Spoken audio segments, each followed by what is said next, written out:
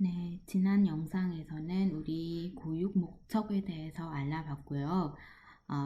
그래서 이번 시간에는 교육 목표 설정에 대해서 같이 알아볼까요? 네, 교육 목표 선정.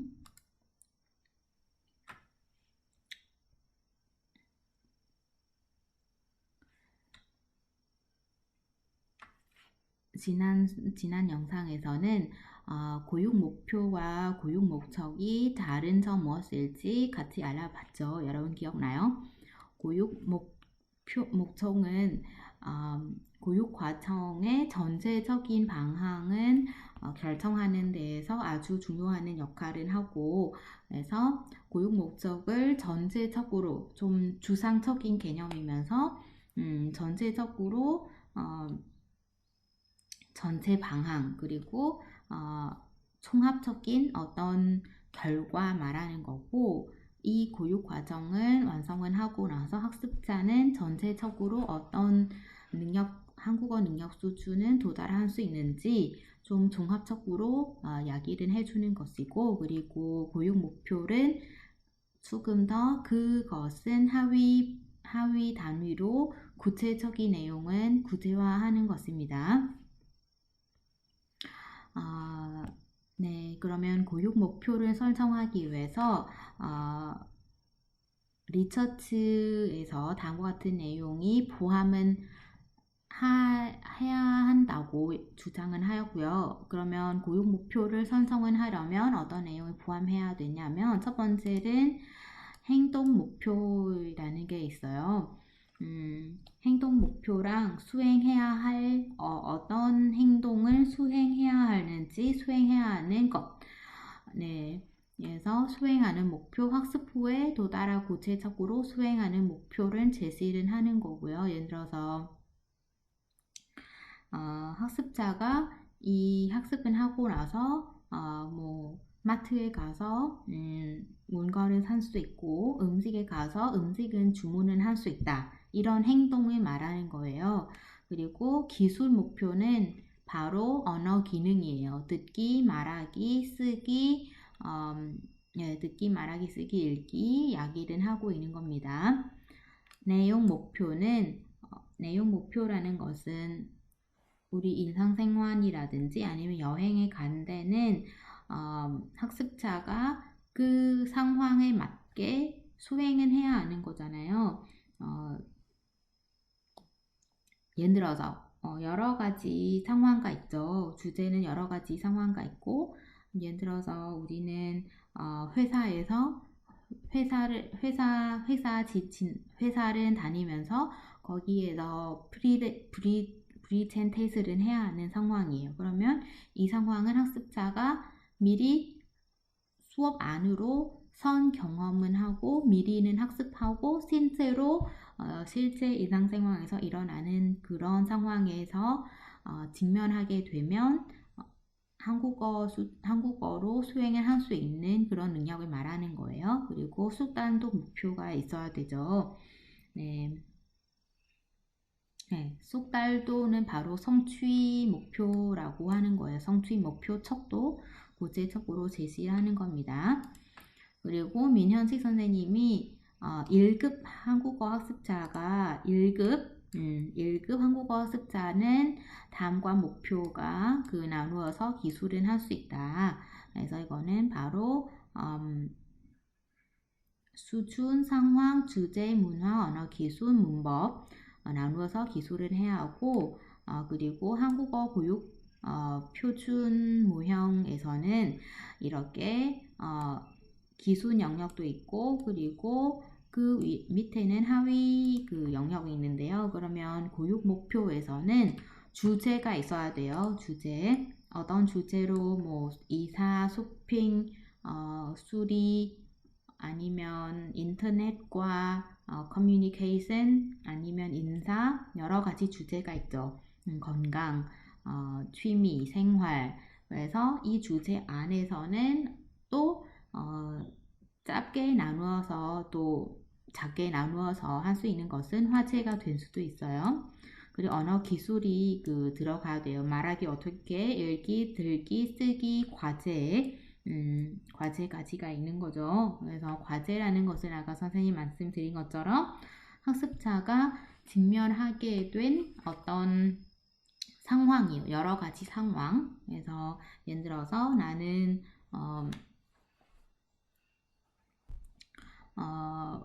식당에 가서 음식은 주문을 해야 되고, 아니면 우체국 가서 우편은 붙여야 되고, 은행에 가서 은행 업무를 볼 수 있는 것. 이것은 바로 과제라는 거죠. 언어 지식은 어휘, 문법, 발음, 테스트, 그리고 문화 지식도 포함이 되어 있는 거예요. 문화 지식, 문화 실행, 문화 관점. 그러면 이제 우리 국제 통용 한국어 교육 표준 모형에서 1급에서 교육 목표를 어떻게 설정하였는지 자세히 볼까요?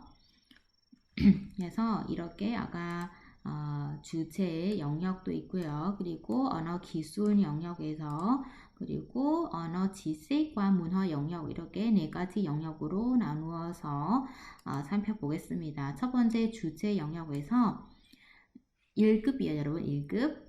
초급 학습자 1급인데요. 그래서 일상적인 화제, 인사하기, 자기소개하기, 의사소통은 할 수 있습니다. 그래서 낯선 사람이 처음으로 만난 사람 아니면 어디에서 자기소개를 해야 한다면 자기소개를 할 수 있도록 그 1급에서 해야 하는 거고요. 인사하기, 간단하게 인사를 하는 방법도 알아야 되고요. 자신의 관심사에 대해서 최소한 의사소통은 할 수 있습니다. 어떤 음식은 좋아하세요?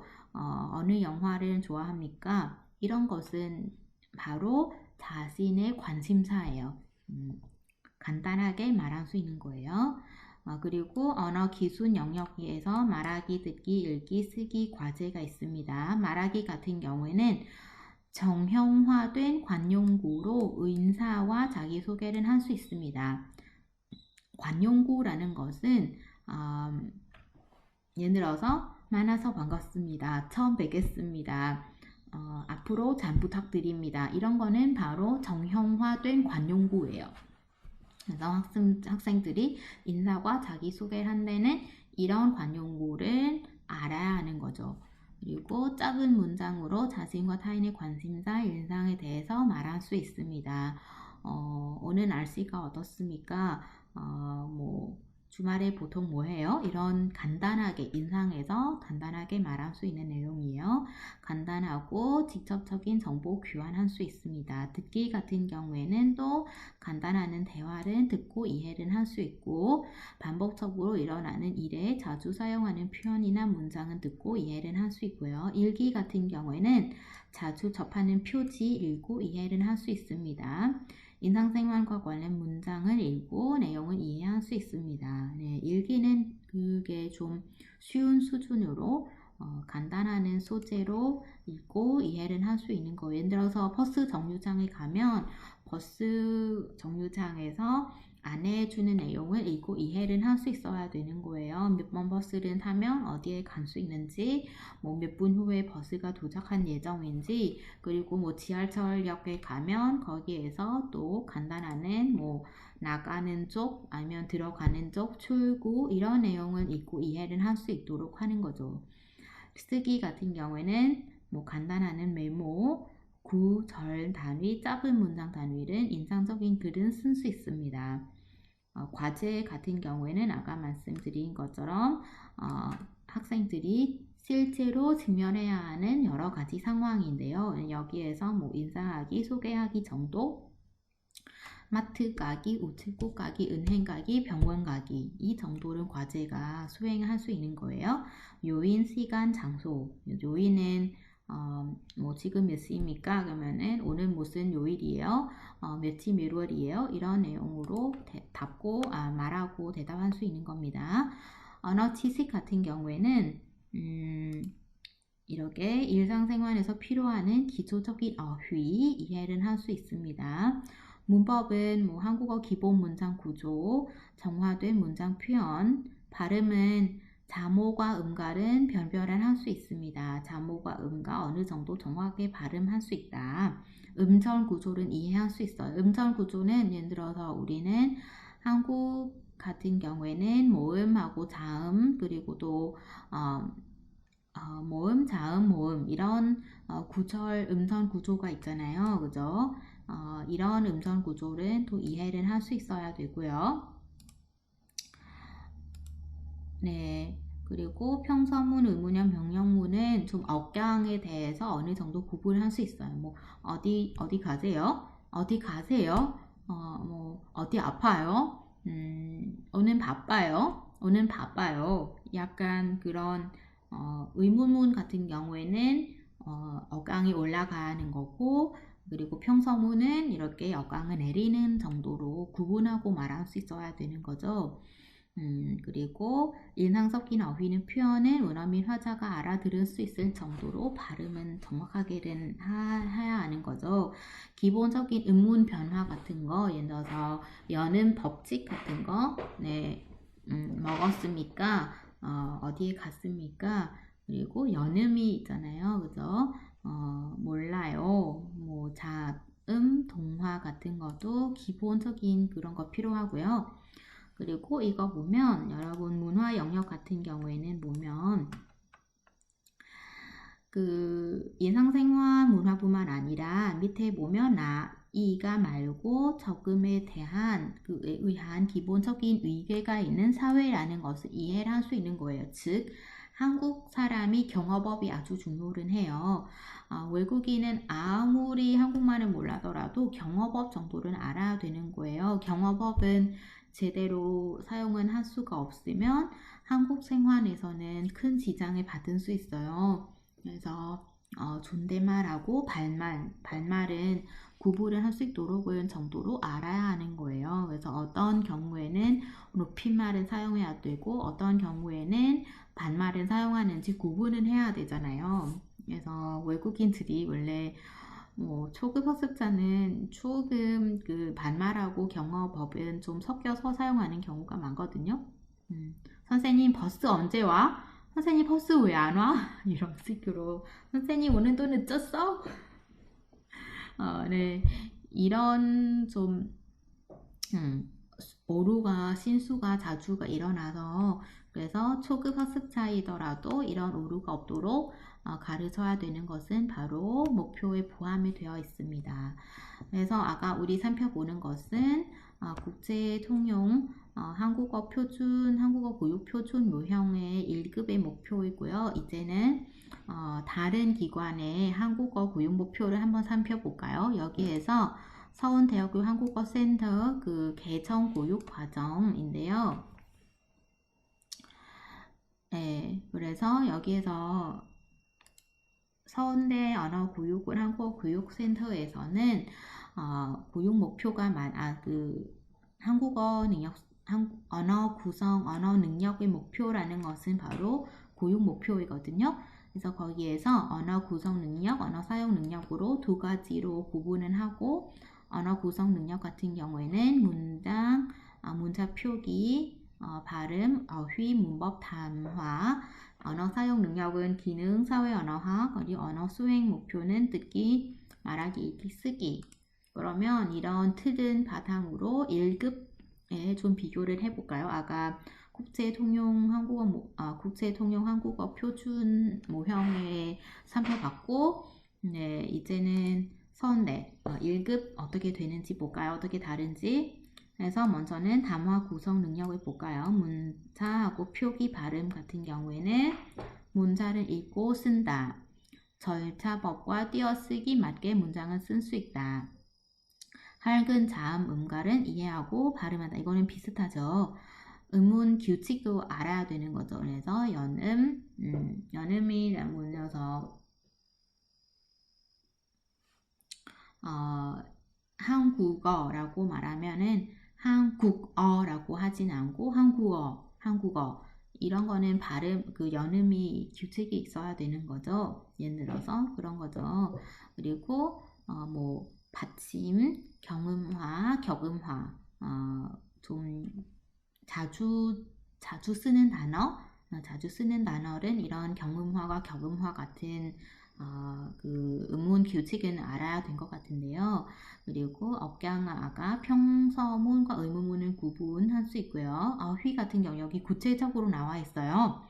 4시간 기준 24개 내외에서 어휘 총 600개 내외의 기본 어휘를 표현하고 이를 포함해서 1000개 내외 어휘를 이해할 수 있습니다.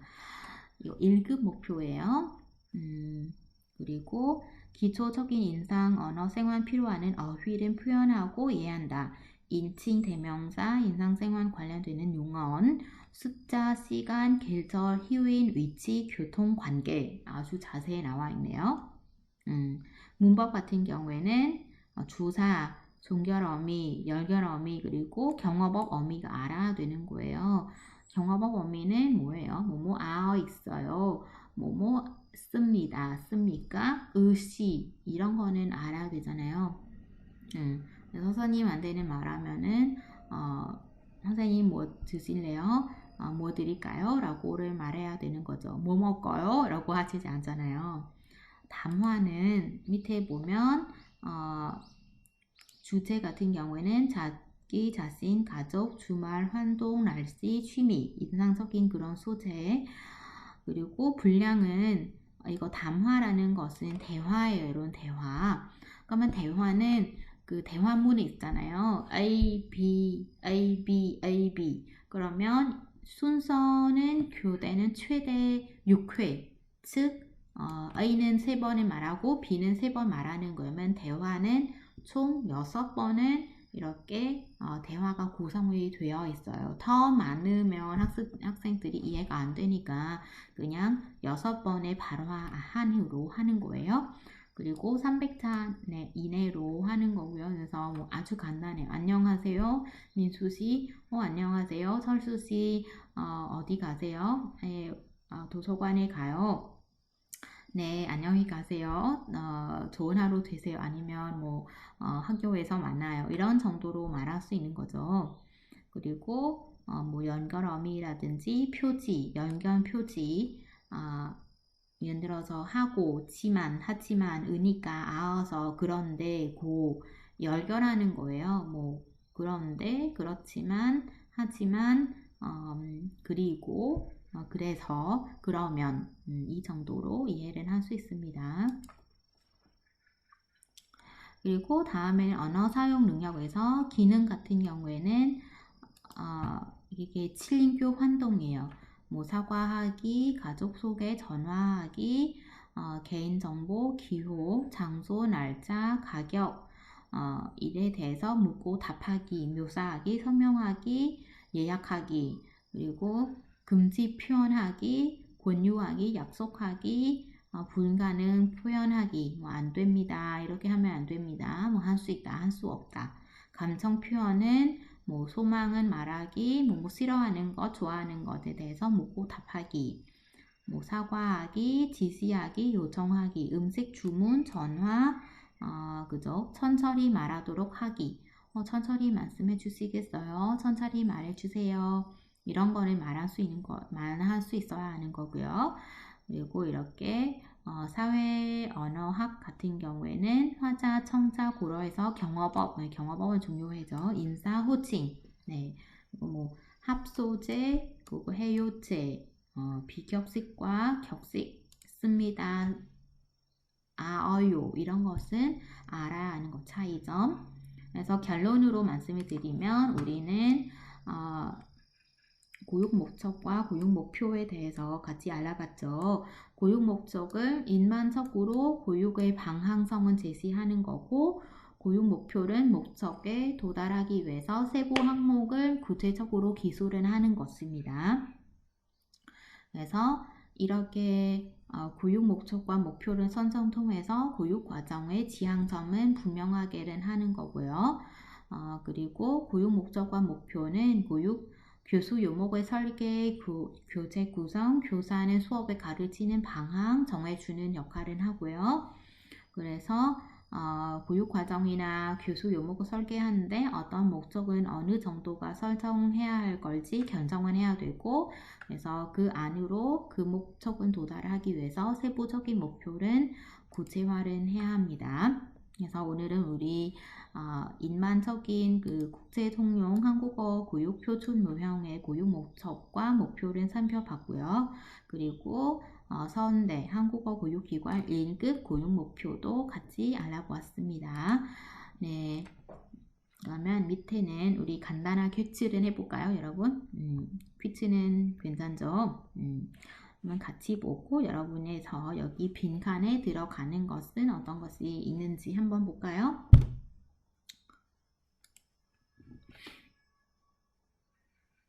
선생님이 읽어볼까? 교육 목적은 교육 프로그램이 지향한 진순해야 하며 교육 목표는 교육 목적을 구현하기 위해 뭐뭐 제시해야 한다.